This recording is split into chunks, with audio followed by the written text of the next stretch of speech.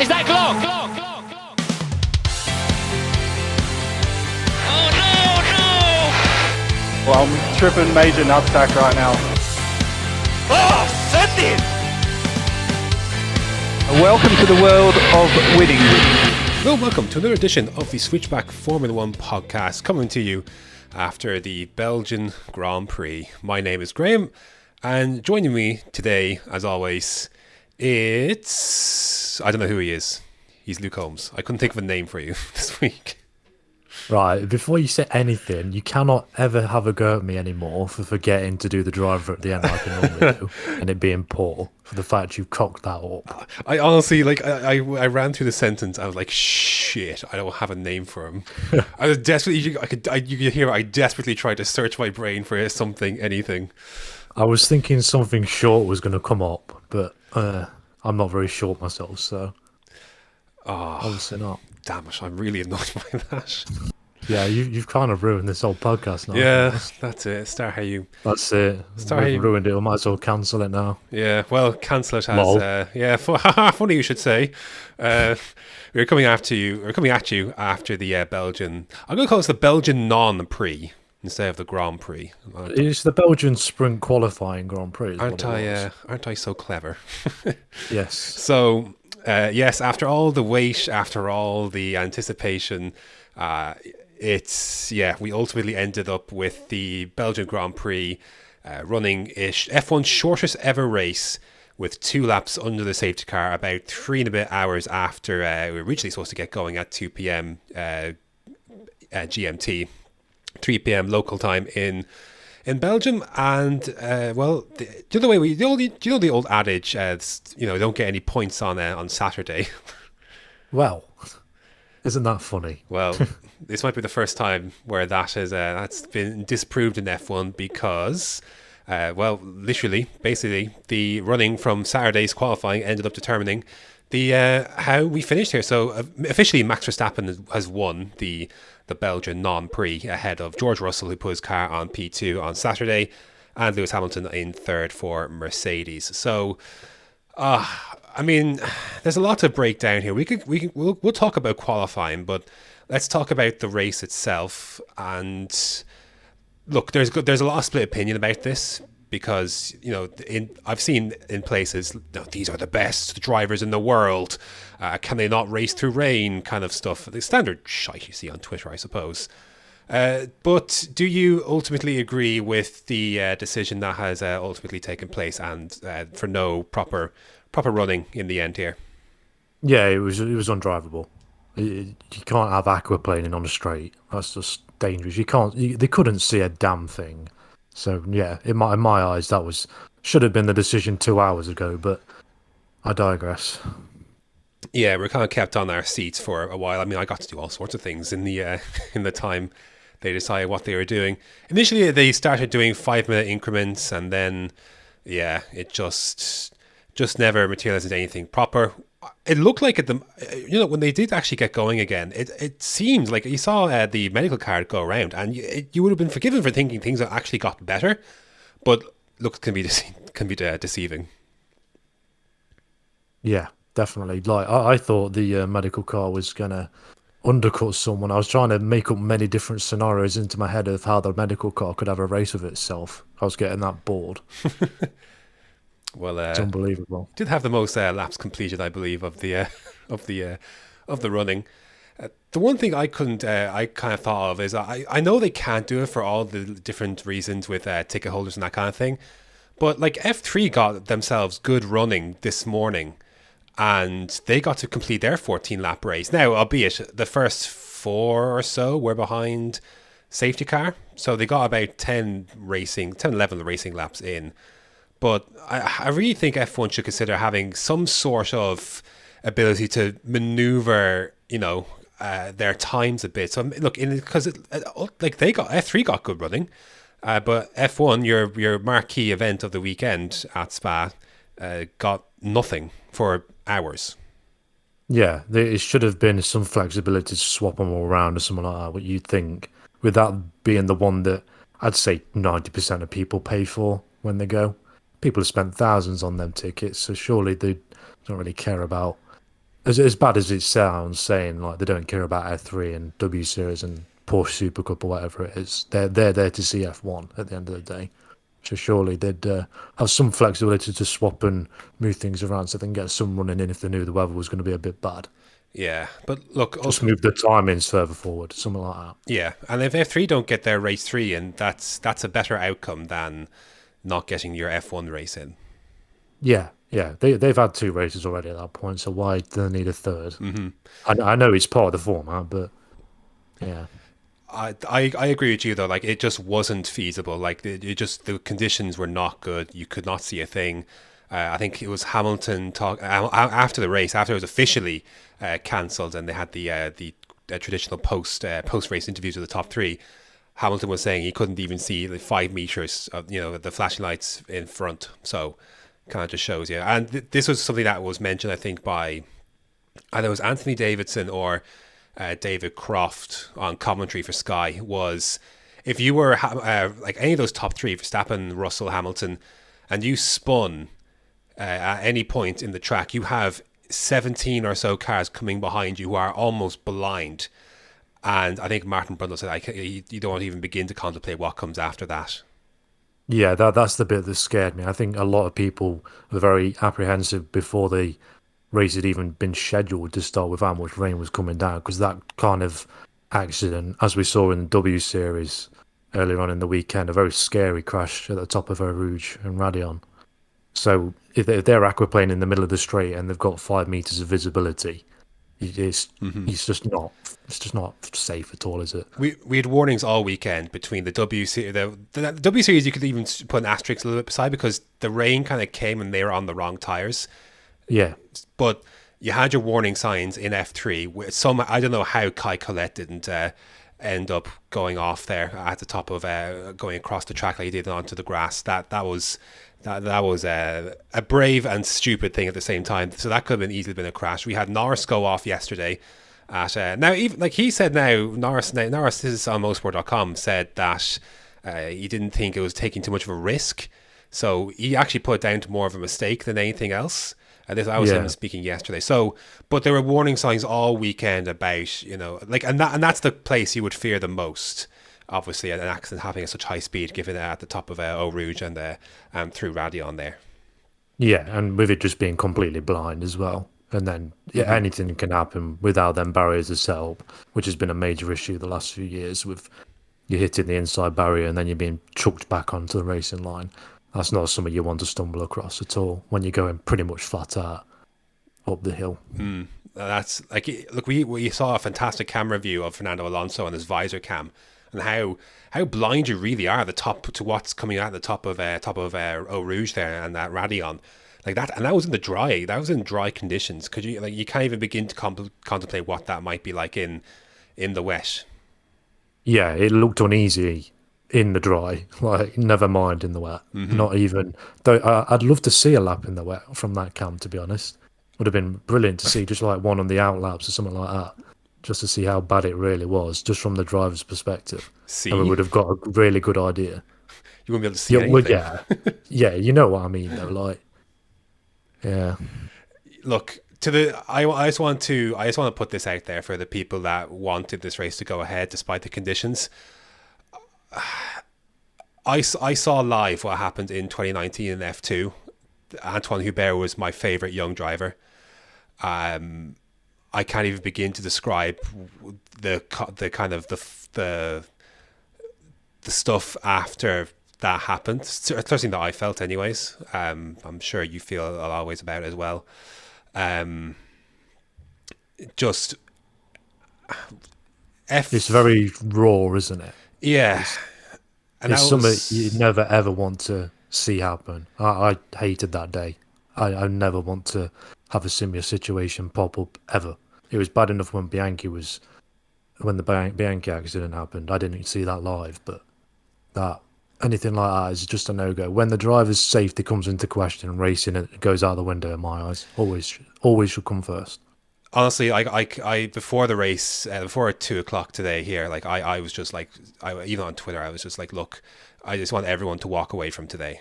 And the fact that they are, and everyone walked away from F3 and then to the W Series as well. despite just awful conditions all weekend. I think is just a huge win for everyone involved. Yeah, that would be the main takeaway from this entire weekend, that we came out on top, nobody got hurt. Maybe a couple of trips to hospital for the W Series accident, but at the end of the day, everyone came out, and I'm glad everybody was okay. Yeah, and until you see it happen, or until you're connected to a bit more, again, like I felt extremely connected to the Hubert accident, and I have on my Twitter. There's a pinned article that I wrote about it at the time when it happened. If you want a further insight into kind of why it was just, there's just so many layers to it, and just no one ever needs to go through that again. And F1 could have had a situation where that could have been someone today if they had allowed that to go racing. So to the notion that they should have got, like, these are the best drivers in the world, etc., etc. There's a certain part, and Martin Brundle talks about this, where skill goes out the window, and if you're aquaplaning or if you're blind, there's no skill in that. The people that think the racing drivers are the best in the world type attitude, to me, that's just pure ignorance to the situation. That it's just bizarre that anyone would think, oh yeah, here's a 75% chance that something's going to happen. Go and do it anyway. Why would you put yourself in that position? It's silly to think anyone would even consider putting people's lives at risk in that scenario. Naturally, though, a talking point throughout the whole weekend did revolve around Eau Rouge and Radillon. There's a lot of conflicting opinions on it. I know there are some people. It seems like the newer school drivers are a lot more kind of against the whole thing, or they're encouraging a lot more changes. I know Cam Otto has spoken about this. Pietro Fittipaldi, same kind of thing. I believe he broke his legs there in 2018. He said they need to do something to make Eau Rouge safer. Other criticisms have come in, and then you have the likes of Alonso and Hamilton, who are kind of like in the don't change it, or at least in Alonso's case, changing it wouldn't really change a ton, I guess, in terms of safety. So I don't think this is a conversation that's going to go away. Jack Aiken, of course, another driver that's obviously had a scary run in that kind of complex, although I think a little bit different circumstance with the endurance side. I think it may have been I don't know if it was dark or not when that accident happened. I know they do some night racing around there. It was just pure. It's a very similar accident to what happened in W Series. Very similar. So, yeah, there's a lot of conflicting opinion about it. Where do you stand on the? Because like, there's been a lot of accidents there recently, but for I don't know how many decades, and at least certainly like last six, I'd say prior to 2019. And I know like Magnussen had his kind of big shunt there in 2016, where he was a little bit, his foot I believe was a little bit shaken up afterwards. But generally speaking, like for such a high speed kind of complex, not a ton of those accidents that we kind of saw, over this weekend, over previous years, have really occurred a ton. No, but for me, it still needs to be changed.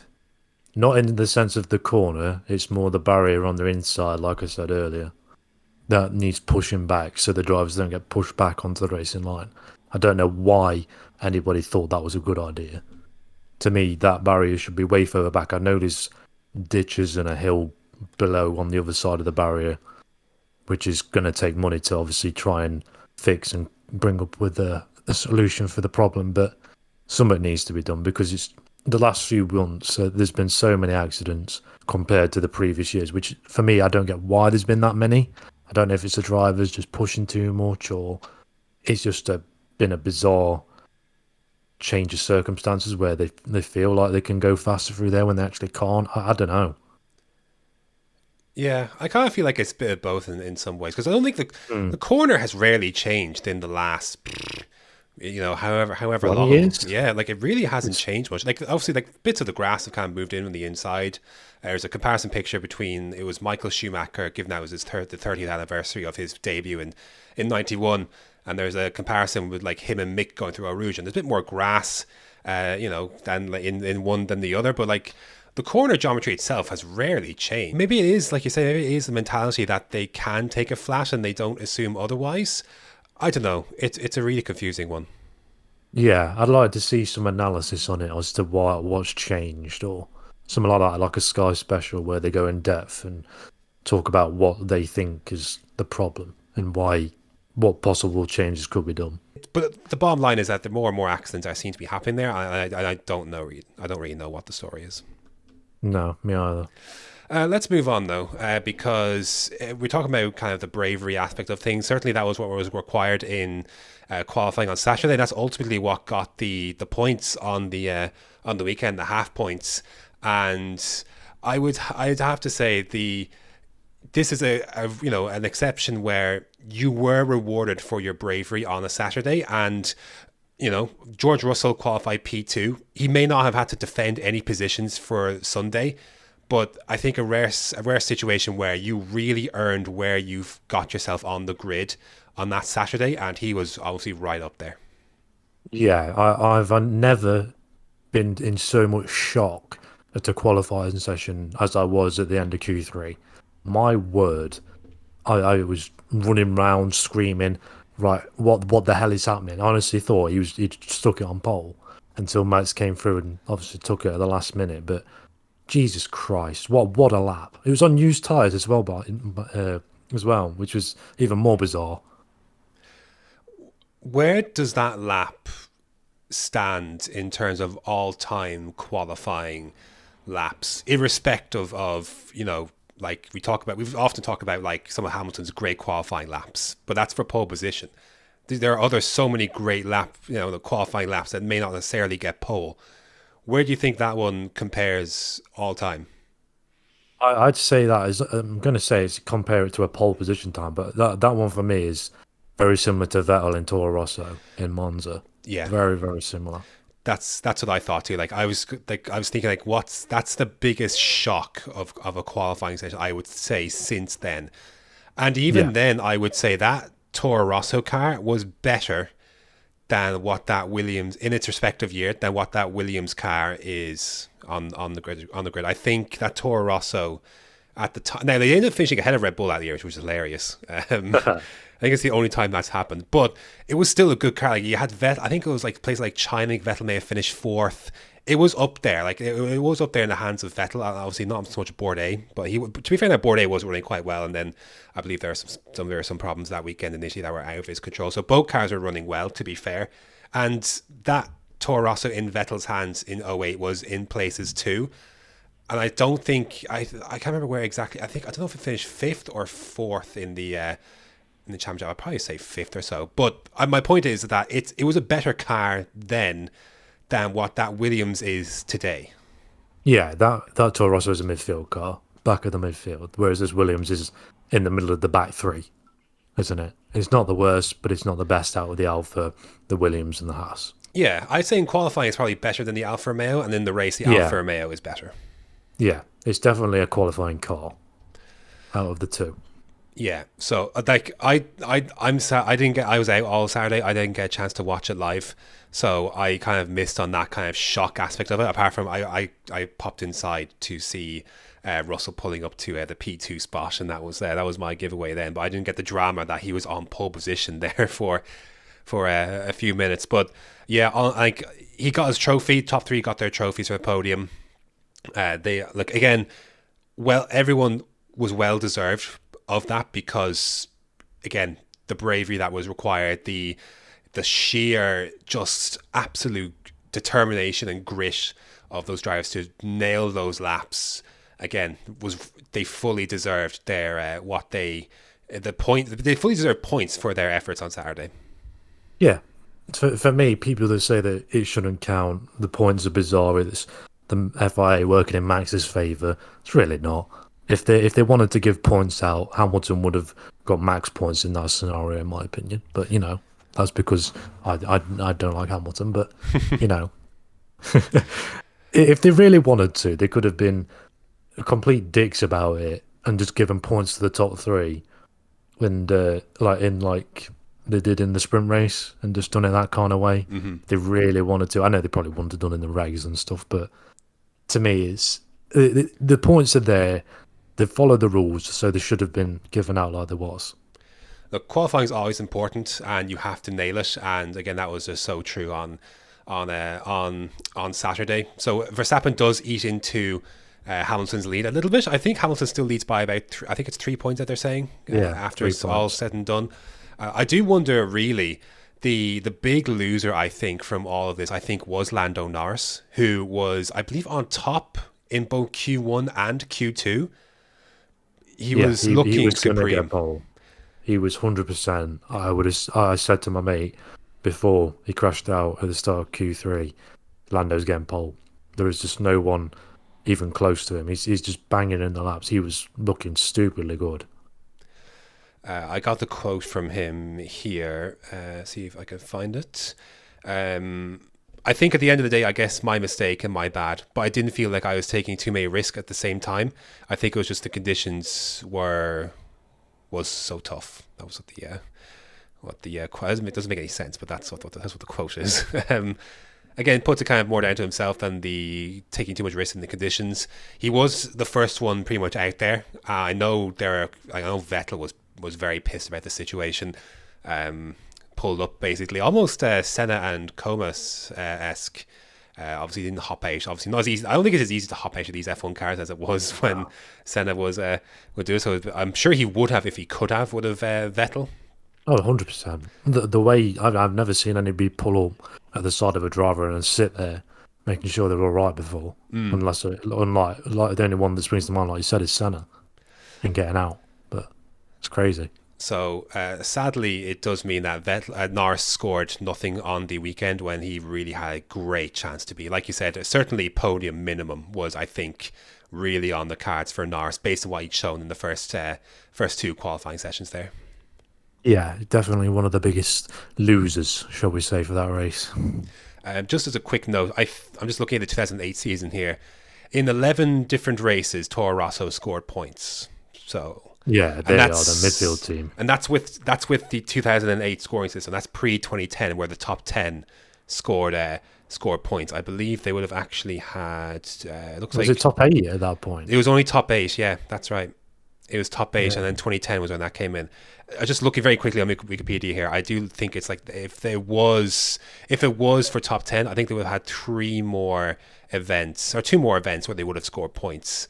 Actually, 1 more event, I think it looks like. But that's just, again, shows you how midfield car compared to a kind of a backmarker car in the Williams there.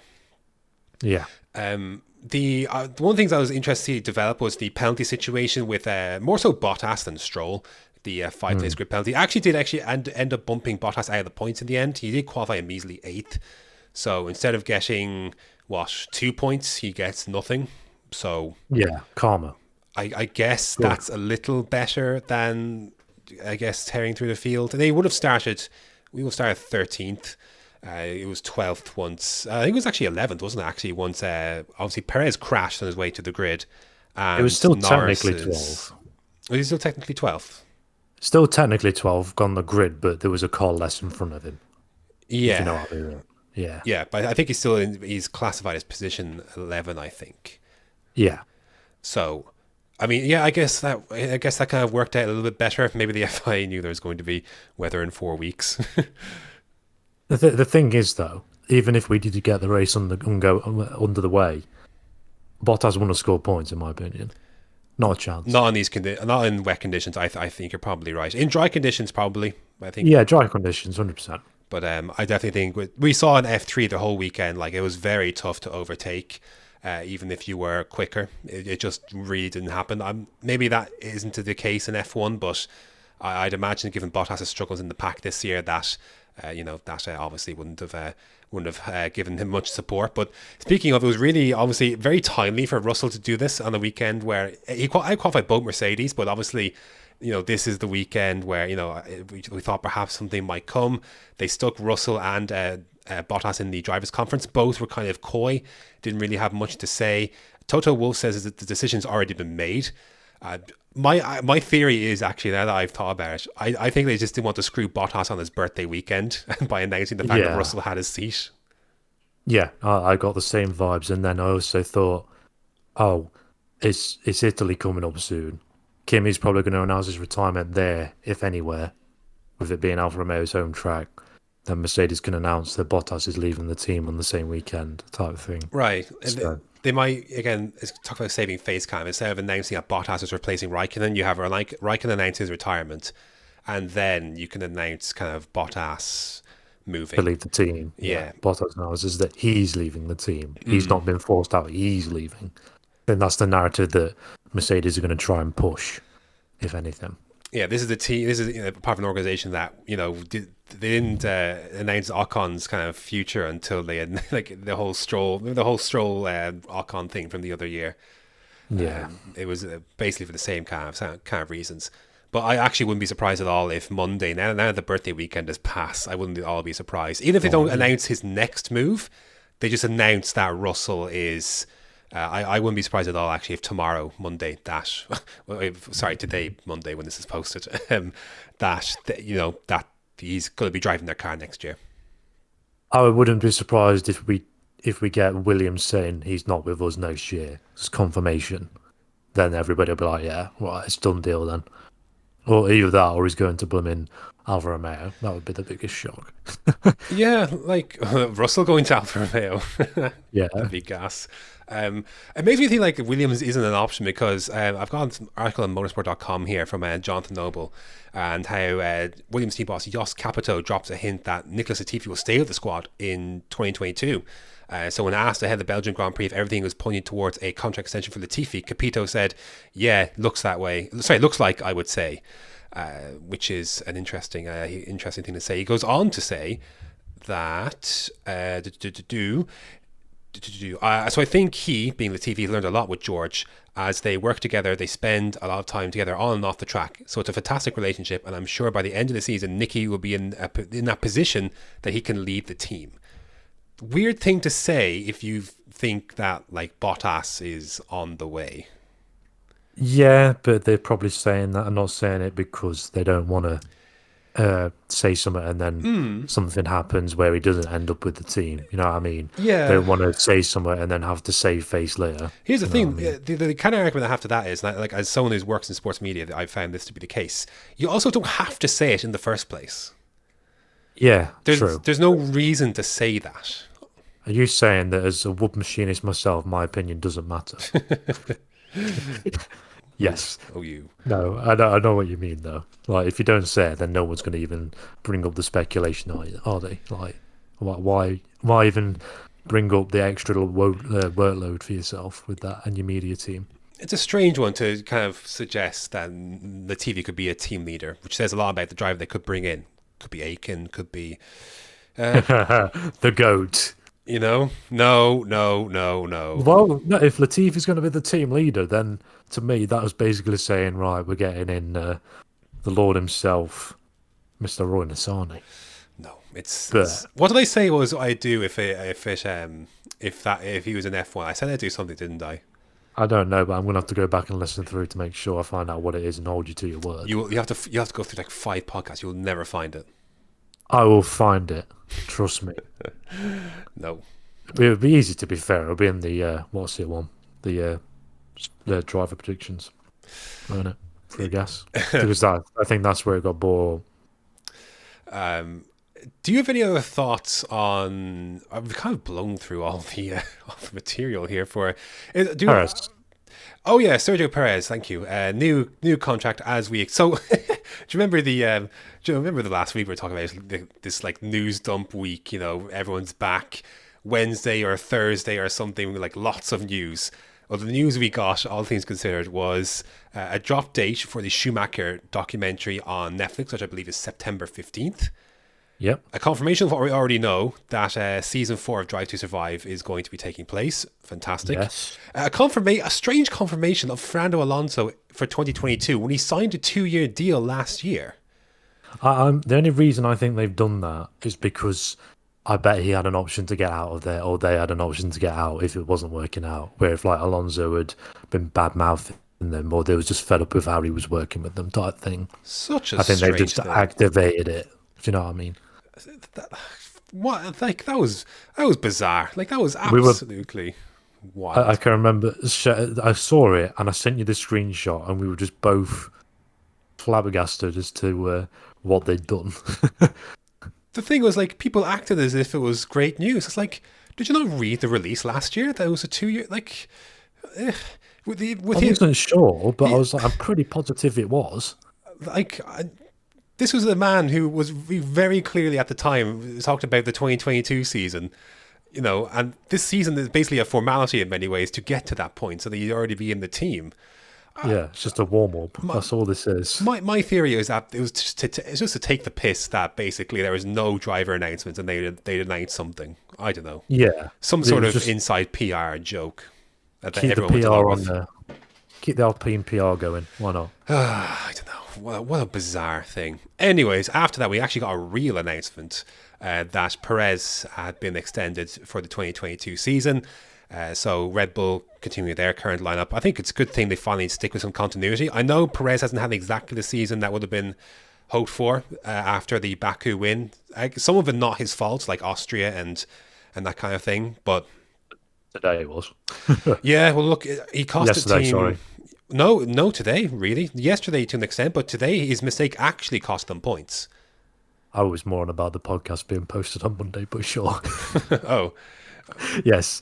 Yeah, it was the accident at the end of the Camel Straight, wasn't it? yeah, formation lap, or not installation lap, rather. He was P7, was he not, behind Yes. Gasly?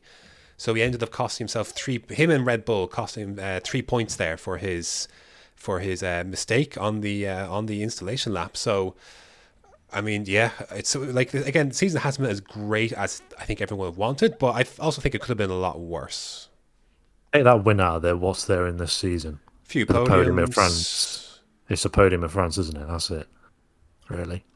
Again, Probably, you get Austria. podium in the back there. Yeah. Austria obviously should have been, but the pit stops. By the way, we didn't get to actually see that in the end, because this was the weekend where the filtered pit stops were going to be implemented, because they obviously put it back from the Hungarian Grand Prix to this one. And well, we never got to see that in the race either. Something to look forward to in Zandvoort. Woo. Yay. Those 2 laps actually probably saved Bottas and Stroll from taking their penalties onto Holland.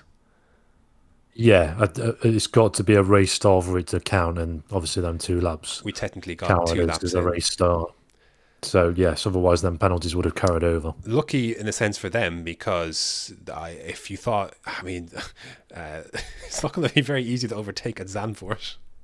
No, literally, I can think of 0 places to overtake. Yeah, I don't think it's going to be it'll be pretty visually with the orange. Oh, it'd be beautiful and great to watch the cars belt around it, because it's such a high-paced track. There's a lot going on all at once, but apart from that, I don't think we're going to see much overtaking unless the DRS is stupidly overpowered. You never know. It'll be fun to watch the cars around the banking, though. Yes. Is that the first banking we've had? Since Indianapolis? Yeah, since Indy, innit? Probably.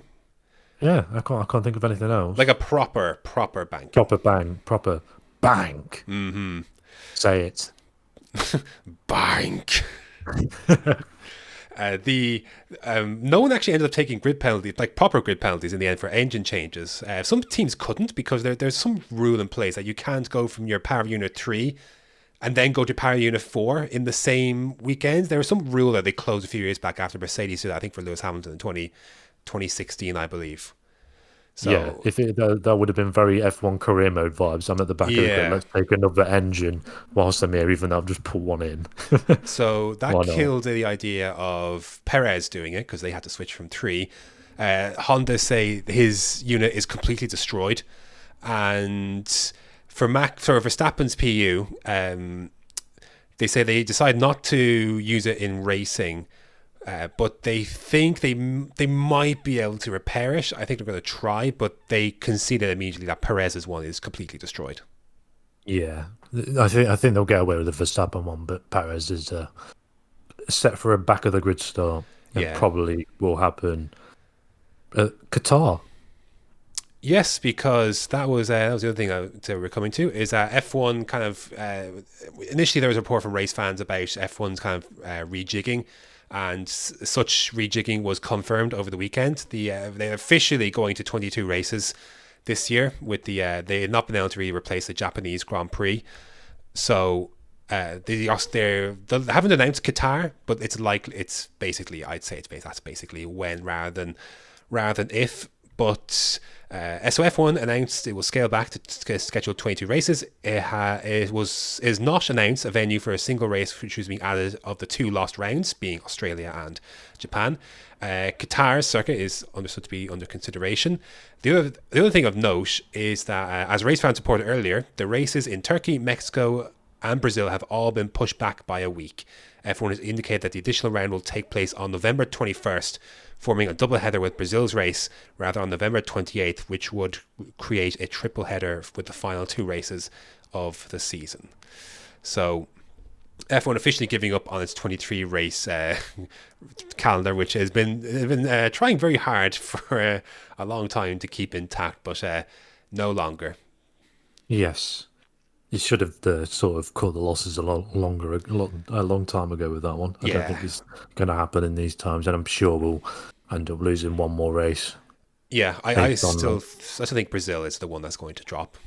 Yeah, Brazil, unless Brazil or one of the Brazil or Mexico are the ones that spring to mind. Maybe even Turkey. Turkey was mooted quite a lot because it's still in the UK red zone, and race fans did say that it's being considered that Mugello is being one of the options to replace it if it does end up being taken off the calendar yet again. I know you're very happy about the idea of Mugello coming back. I do love Mugello. I do love it. It's such a good track. So fun to watch. That's a proper track. If Zandvoort's bad, get rid of it and put Mugello in. I'm fine with going to 3 Italy races. That's fine with me. Yeah, it worked last year. Yeah, Ferrari domination at all 3 races. It's going to be great. The official driver standings have been updated now with today's points. So it is Lewis Hamilton on 202.5 points from Verstappen on 199.5. A couple of halves in there. Obviously, Sainz moving half a point clear of his teammate Leclerc in P7 there, Sainz being in P6. And George Russell moving ahead of his teammate on to 13 points now, ahead of Latifi 7, who did get himself a point finish today with 1 point for 9th place. And in the constructors, it does mean that Red Bull have cut the lead of Mercedes down to 7 points, so in 310 to 303. McLaren gained a few points for Daniel Ricciardo's amazing efforts on qualifying on Saturday. He qualified P4. He gets some points for that. I believe he gets 6 points for that with the half race distance. So they move back ahead of Ferrari now after the Hungarian Grand Prix. So they're on 169 points to Ferrari's 165, and not a ton of changes elsewhere. But I really think now, with Williams' double points finish again today and one being a podium, they move to 20 points. Alfa Romeo stuck on 3, and really that's going to be the end of any fight for P8 if it wasn't already. Oh yeah, that's the nail in the coffin now. 2 double back-to-back point scorers for Williams is the end of Alfa Romeo's charge for 8th. Yeah, that's it. Unless we get a fluke race. Right. Yeah, like Raikkonen or Giovinazzi finished 2nd for some reason. 1-2. Yeah. Imagine. Jos Capito was kind of saying that, they needed another points finish, he reckons, to finish ahead of Alfa Romeo. I don't think that was the case, but certainly now that's it. And look, they were very happy today. And first thing that Russell said, doesn't matter, how it comes. I think they'll very much believe themselves that they've deserved this today for everything they've gone through the last few years. So I don't think Russell give 2 shites about how the situation has come. They'll just take it. They'll congratulate each other, rally for each other, and they're going to finish 8th now. Yeah, harvesting the fruits of their labour. Why not? It's well deserved, in my opinion. From where they was a few years ago to where they are now, it's fantastic. Yeah. Again, I do feel like Alfa Romeo have been really hard done by with everything that's happened. They were screwed out of a few points finishes earlier in the season. They were like many, they were just in the wrong place to inherit the good fortune that came to Williams in Hungary. And with qualifying, again, Russell pulls 1 lap out of the bank. And to be fair, Latifi did a very solid job in Q2 as well. We'll give him credit too. And that's it. That's how your season. That's how your season is pretty much over if you're Alfa Romeo. Yeah, at that point, I'd be If I've not already cut development on that car, I'm definitely doing it now. Oh yeah, no, they've. I don't think they really did much to begin with. I think Fred Vasseur Yeah. said it. We talked about a lot of Alfa Romeo last week and that kind of thing. So I do feel for them, and I'm happy for Williams at the same time because Deserve it. they deserve it, and Russell earned that today. Yeah. I've seen a lot of people on Twitter saying that he doesn't deserve it. No, he definitely does. Especially after what happened in Sakir, he definitely deserves it. And then slogging around in that car for the last 3 seasons, 100% it's deserved. Look, there'll be asterisks around the kind of the podium number and his stat. Same with Verstappen and his victory. There will be It's not a asterisks great around them. And look, they were fortunate they didn't have to defend anything at all. So Yeah. but that said, I do think if it was dry conditions, I'd probably agree. But given what the conditions were on Saturday, again, I just think they earned what they got on the Sunday based on how treacherous Saturday was, how much skill was involved. I just think all that kind of goes away in a session like that on Saturday. Yeah, they had George had the balls to push that car, and if you've seen the onboard lap, he's on the rapid edge of putting it in the wall at some places. So it was an utterly brilliant lap. So for me, a podium, as much as it's a very strange podium, is deserved. Yeah, very much so. The other piece of news, you don't know about this one, but this is going to come up, and everyone's going to think, what the hell? I was looking at motorsport.com. I don't know if this seemed to go very much under the radar. This was an item from this morning, actually, 9:33 this morning. This post was, this story is published on motorsport.com, but Monza have announced that its famous Parabolica corner has been renamed in honor of Michele Alboreto ahead of next month's Formula 1 Italian Grand Prix. You called him Michelle. It's Michele. Excuse me. It's Michele. Is it Michele? Yeah. I never. Michelle. He's Italian. It could happen. Michelle. Stop that. It could have easily been Michelle. It's Michele. Whatever. Fuck off. Well, whatever. I should have just said Alboreto. Yeah, I saw this, to be fair, but I didn't read. I didn't know what it was on about. Well, I'll tell you. Someone said it about it be probably better at no name in Belgium to have that Michele's name put in there instead. You can't see it, but I've gone extremely red and I can feel it. I hate you. The article says 2021 marks 20 years since Alboreto, a 5-time F1 Grand Prix winner with over 200 starts, died at the age of 44 during a sports car test at the Lausitzring, I can't pronounce that, in Germany. To honor the anniversary, the Automobile Club d'Italia took the unanimous decision to rename Monza's famous Parabolica final corner after Alboreto.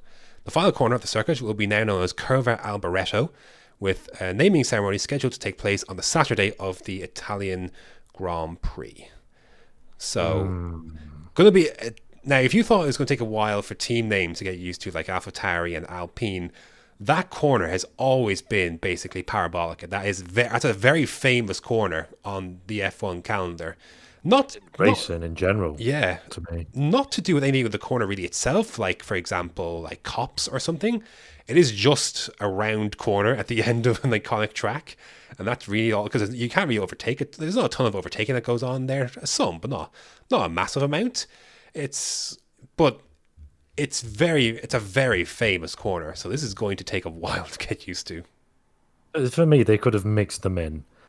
Curva di Michele, Alboreto, Parabolica, something along them lines. It's always in my head it's going to be Parabolica.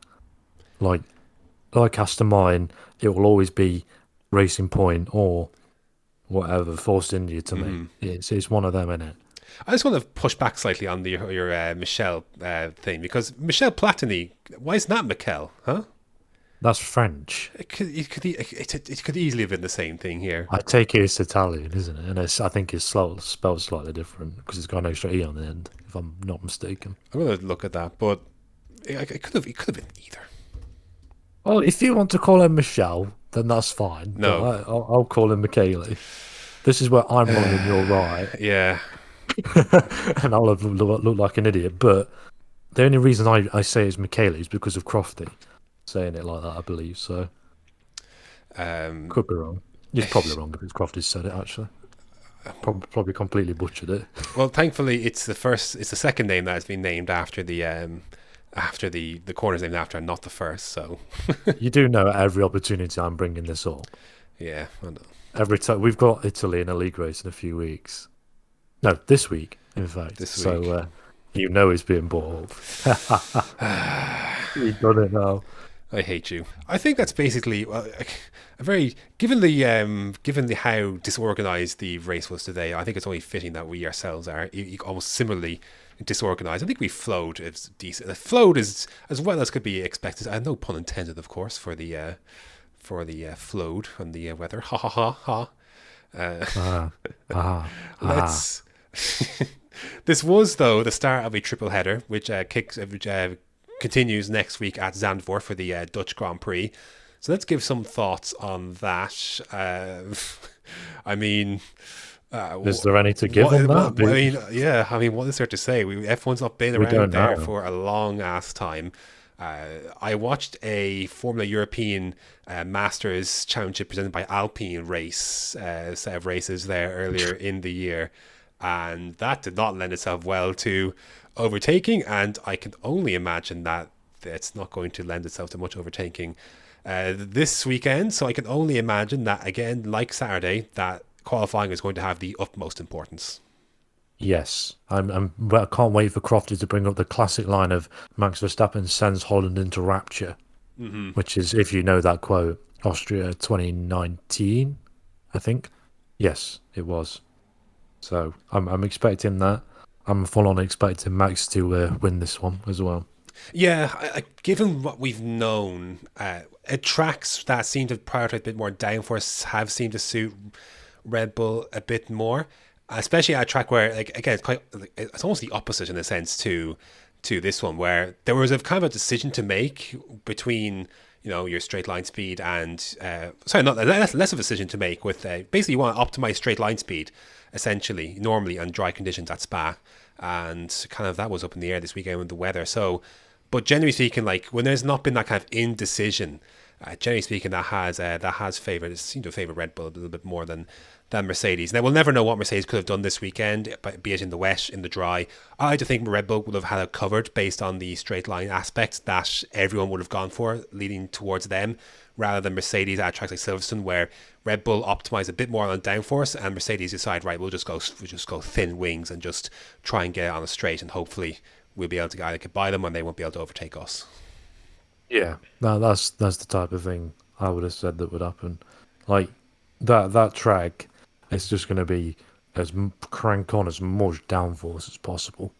It's going to be unreal. The straight line speeds are going to be literally zero. It's going to be mad. So I would possibly think Red Bull might have the edge here, but it's been a topsy-turvy championship, so who knows? Yeah, it's hard. If we'd have been here before, then I would have had a bit more. There's something to say, but because it's so unknown, I don't know what there is much to say on it other than a top three. You're right. There's no prior history here that is relevant. It's just a big. It's not even a track like Imola, where at least like AlphaTauri have some running around. Like literally, like the closest running anyone will have here is like basically Verstappen himself with a few basically kind of rundowns basically for fans in V8 Red Bull cars. That's literally the extent of it. So, and that was before the mods to the track as well. So I think he had one run after the embankment was complete. Yeah. I'm not a fan of you keep saying bank and not doing it. Every next week when we're recording this, every time I say embankment, I want you to say the bank afterwards. Speaking of places that are very sandy, did you see the images over the weekend of the Jeddah circuit taking a bit of shape? The race is in a few months. Oh yes, no, I did. Yes, I thought I was thinking of something else then. Yeah, I was like, they're only just laying tarmac. Yeah, not even in places. At this point, that's bizarre. They're like, surely they've got to pass inspections and stuff yet. It's going to be so last minute. I know, and they've got to construct all the pits and stuff, all the grandstands, stuff like that. It's not going to be ready. This race is in November, correct? Yeah, and we are in September basically this week. They are going to be busy, methinks. Yeah, let's chuck a load of they're going to end up chucking thousands and thousands of workers at it to try and get it done. Because to me, that's not going to finish. I remember a similar situation when the US Grand Prix at Kota was introduced, and earlier in the year, like I think there was a feature. It must have been the BBC because it was pre 2012. So it would have been Jake Humphries, David Coulthard, where they're standing at turn one and it's like dirt and the hill, as we know it, is still being kind of finalized. So I don't know. Maybe I'm sure they know they'll have it done, but closer, a lot closer to the sea. I thought, and I thought perhaps I was expecting. I guess, yeah, just like Zandvoort is. I don't know why I didn't expect that, but. It's just literally you go over the barriers and you're on the beach, whereas Zandvoort you've got like a good half a mile gap between the beach and the track. So that's bizarre to me when I saw it. I've never seen it. It's gonna be a massive rush job and it's not gonna go right. I can't wait for it to go wrong. Can't wait. It's gonna be fun. So F3 also back in action at Zandvoort as well. That has the promise to be a little bit more interesting, but 30 or 29 cars are running around a very short. It's going to actually, now that I think about it, it's going to be. I think we're going to see a lot of obstructions in qualifying, both in F3 and in F1, because there's not a lot of great places to move out of the way on that track. Yeah, qualifying in F3 is going to be utter chaos. Yeah, it's not going to be pretty. We thought they won't be as bad as Austria, but they've got to split it surely. Based on what happened in Austria, they have to split. If they split F2 at Monaco, they have to split F3 here. There's no way. Right, because even Austria was chaos, and that's a place with. Now I know. To be fair, you're looking for the slipstream, so I know there's that aspect of it because there's like 3 big straights. So and there's less of that at Zandvoort, but here it's just gonna be sheer number. Like it's not a very the lap times here will be quite short. They're going to be below either 110s, isn't it? Yeah, like at least about probably just under 75 seconds basically. So it's not a long track. It's not got a lot of places to really jump out of the way. So I think we're going to see obstructing. I think both in F1 and F3 more than likely. 100%. Right, it's a very tight track as well. It's not very wide at all. You can barely get 2 cars down it on the game. Never mind in real life. It doesn't look wide at all. Speaking of F3, any thoughts on the running at Belgium? Because we got all 3 races in. My overall impression was that if you qualified well, congratulations, basically. So Doohan, Colombo on the reverse, he didn't have to qualify well. He got himself a race win for race 2. Now there was a bit more overtaking, to be fair. Like Hauger got some places done in race 3, but really it was everyone found it difficult to overtake. It was very difficult and very stale in places because of the lack of overtakes.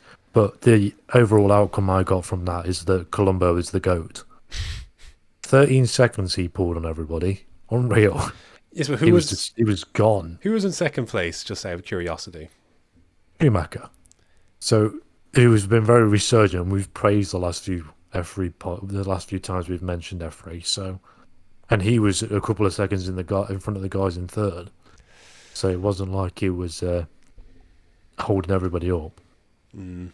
I just found very little to draw away from this weekend's running because it was just so wet and just no one could really overtake. So congratulations to Jack Doohan for getting qualifying right. Now that 60-point gap is now cut significantly to Dennis Hauger. It's like 15, isn't it? It's not very much. I think it's 20 something. Let me find it. It's not as much as it was. So we're talking about basically handing Hauger the trophy. Like I said, one week is all. One bad race weekend is all it takes for things to things to go awry and get back in the championship. And now it's 25 points between Hauger and Doohan, with Doohan picking up 44 points to Hauger's 6. Oof. So good qualifying needed for Hauger in Zandvoort. So I don't know what the weather is going to be like, but I'm sure, given proper running, I'm sure he'll get a chance to do something. Yeah. Do you have any other F3 thoughts? I thought Martins was fantastic in the feature race. Yeah, he was decent. Probably should have won. But yeah. For a very ballsy move in the conditions, but at the end of the day, it was illegal. So Jack eventually obviously ended up winning. So, yeah, probably should have. It's the podium. He's done every step of the podium except first, which is. I thought he'd won a race at some point. Yeah, he was lucky not to win one in France. Obviously, last lap when Smollier got him. First podium since that race, actually, since for Smollier, I believe. Yeah. So there's that. Martin's a good weekend for him, though. 30 points, well deserved, getting back up to fourth place there in the standings. Vesti now, Mercedes Junior Vesti now in third.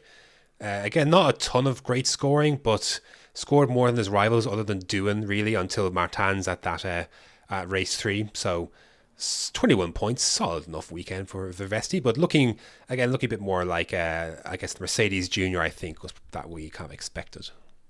Yeah. Vesti needs to push himself a little bit more, I think. Yeah, he was, again, I don't know he finished ahead of Martin's, didn't he, in race 2, but was really lucky to do so. Yeah. Martin does it much quicker. I don't think he's living up to the hype that he gets.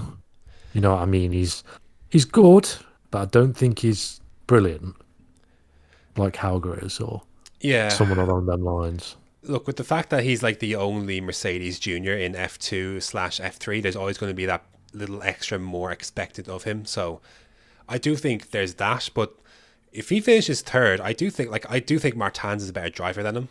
And yeah, same. You could probably you could debate where you put Smollier and Novalak in that conversation too, or however you feel about Arthur Leclerc, who is now behind Schumacher in the standings. So you put Schumacher in that conversation. You can put, you start adding Smollier and Novalak into that conversation. You can add Schumacher, you can add Calais, you can add all sorts of drivers into that.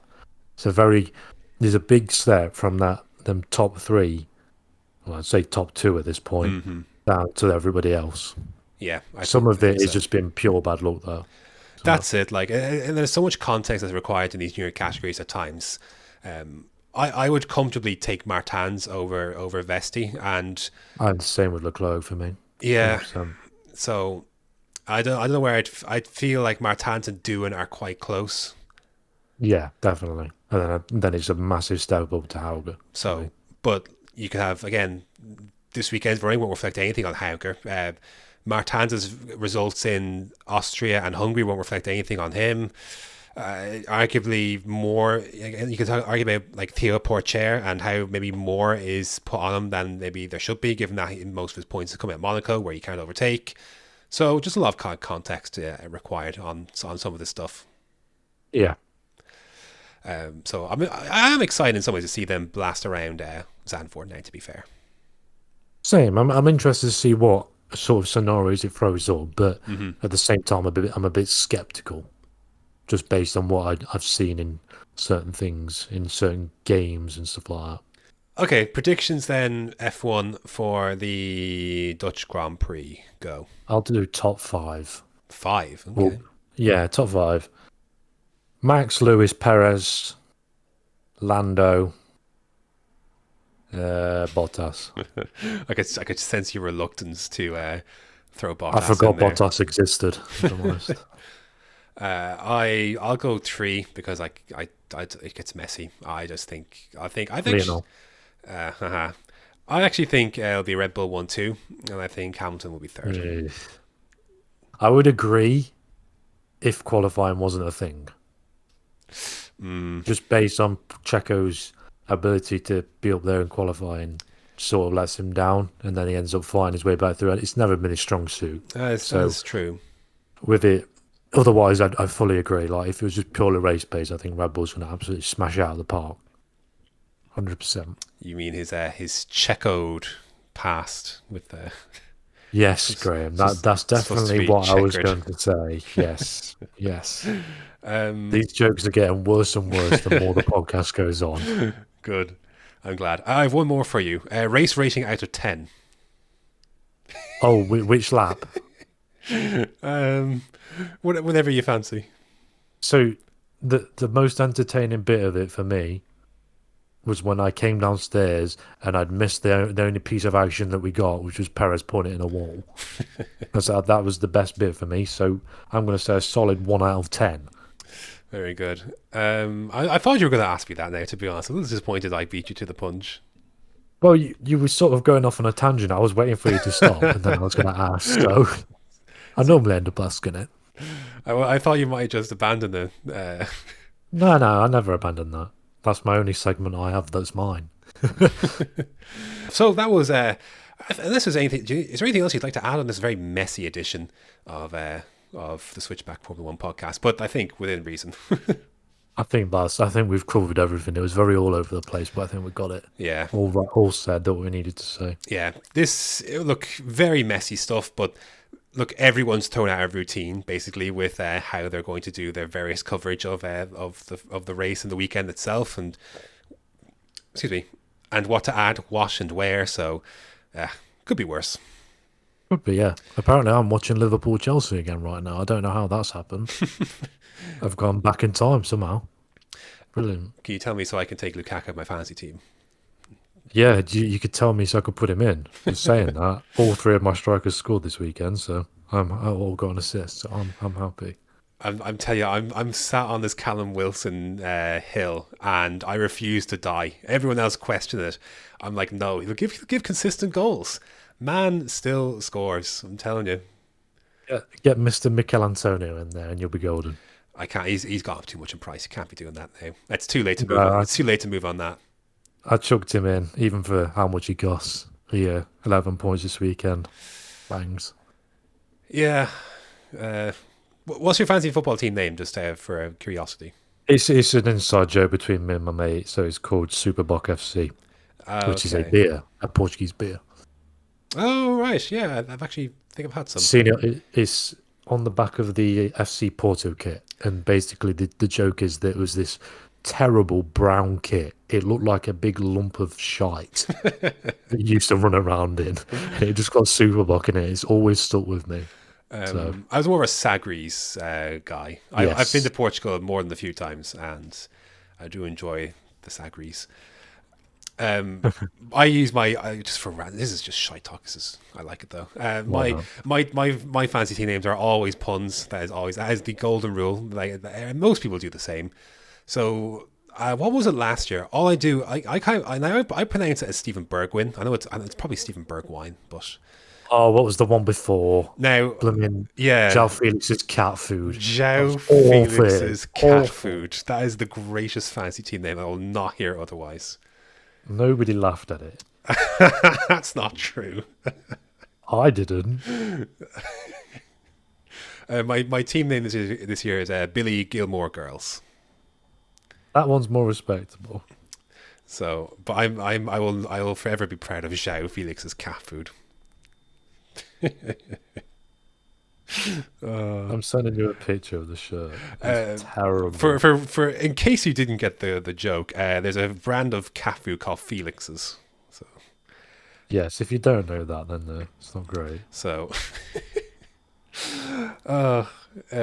anyways, shite talk aside, thank you for joining us this week. I hope we gave you more content to laugh about than the Belgian Grand Prix itself. Good grief, that is a horrific kit. It's terrible, isn't it?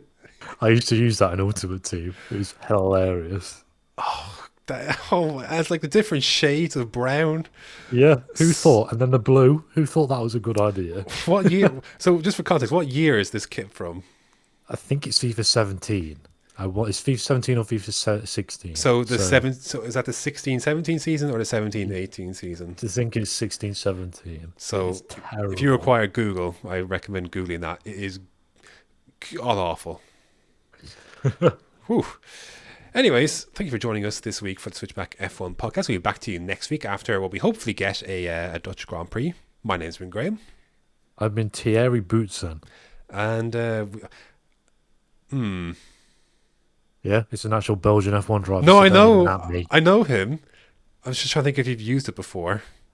No, I definitely haven't. Not a chance. I didn't even know who he was, so I should have Googled Belgian Formula One drivers beforehand. You're so lazy. Like, could you not find That's a good one. It was. What do you mean? Just look up Belgium. Maybe just look up flipping. Maybe look up Dutch drivers next week. That Have you not weren't noticed that's the Verstappen. theme that I do? I try and do it so it's a theme with the race we're on. I just assume Like it was Monaco, I did a Monaco driver or someone that won in the Monaco Grand Prix. So it's relevant to the weekend. Yeah, I just assumed like it was like something from like the news in the week, or a driver related to something that happened, or Yeah, no, it's got some form of relation to that weekend all the time. so it's good to know you just when we get to Mexico, I can already know who you're choosing for Mexico. Sergio Perez. No, clearly not. Why not? Ugh. That would be the obvious choice. Why would I not choose? No, the Sergio obvious Perez? choice would be One Pablo, one. What's the track the other. called? Yeah, the track that the Mexican Grand Prix is named after. Juan Carlos place, isn't it? Something like that. Isn't that the other name for Interlagos? No, pretty sure it's not. I'm gonna have to look this up now. Yeah. Oh my god, you're the worst. I know I am.